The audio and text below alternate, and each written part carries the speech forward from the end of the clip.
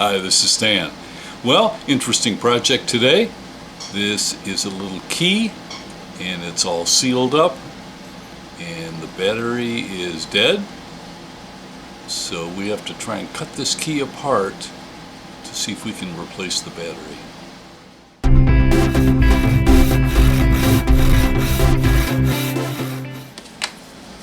So I recognize this may be a one-way street with not a good ending, but why even bother? Well, this is an older vintage BMW and it does have a battery so that you can unlock the doors without putting the key in the car. But for some reason in this vintage it was molded into the key and your only recourse is to buy a new key, and they're very expensive. And also, when they designed the locks on the car, of course, they only put one mechanical key lock on the driver's side. So if you're anywhere else in the car, passenger side, whatever, and the clicker doesn't work, you have to walk all the way around, put the key, and double twist it in the driver's side door. Pretty annoying. So either if you had locks on both sides or a clicker that works, you're gold. But in this case, we're stuck. So the worst case scenario is I can't get this to work, but nothing is lost because then we'll just order the key. But I thought, let's give this a try first. I'm going to try with the tool of choice, a Stanley knife with a fresh blade on it, and trying not to cut ourselves. I even thought about maybe taking a small torch and heating the blade up, but I think I'm just going to try it cold at first. And I'm going to try the top of the key where there's no electronic giblets in there that I can mess up, and see how it goes on the tip. So let me zoom the camera in. Going in.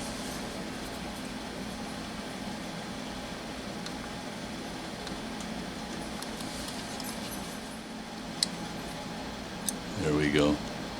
Remember in Boy Scouts they tell you never cut towards yourself? So we're breaking a lot of rules today.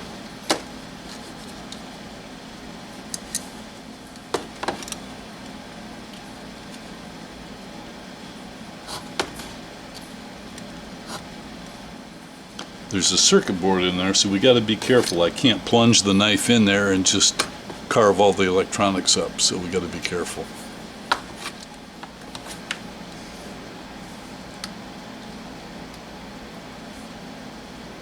Well, we're making some progress here. There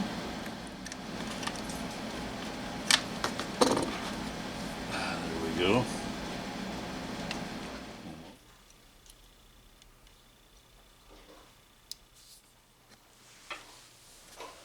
You can see all the little shrapnel here. So it's just a patient array of scoring and cutting. So you can see it's about 1/8 of an inch thick plastic all the way around.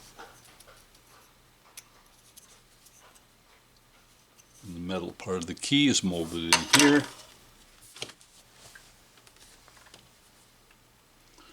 Okay, this pin and that pin, those are two solder points that we've got to break loose. And the battery has little spot welds on it, so the frame and the battery are one piece.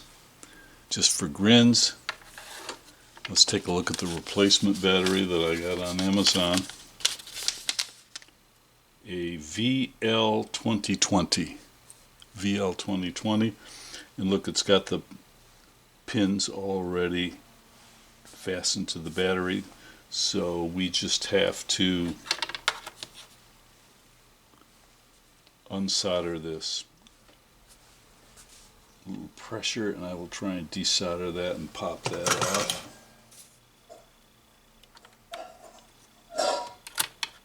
Okay. Sorry about my shaky fingers. Okay, so I got one pin off. Let's go to the other side. Now I can kind of pry underneath and put some pressure on the bracket.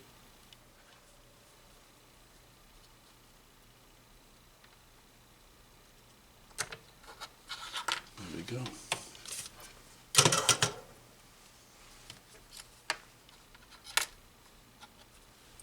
Okay, there's our old battery. Ooh, tiny holes.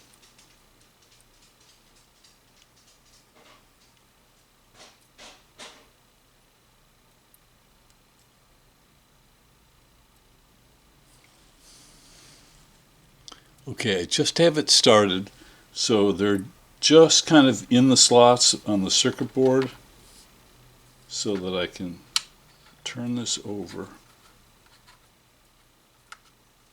I'm going to remelt the solder and try to put a little down pressure to see if this will pop back in.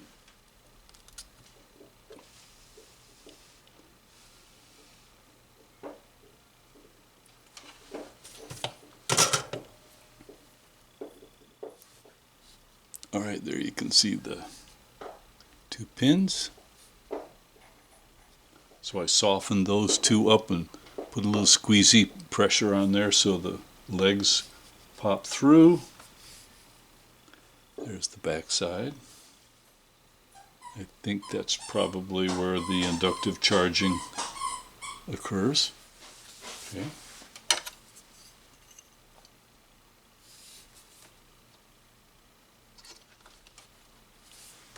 So now, got to super glue that back together, but I actually want to just put a little tape or something on there, and I want to try it in the car to see if this works.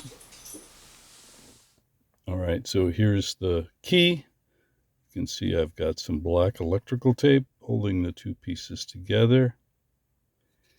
And when I first started pushing the buttons, nothing happened.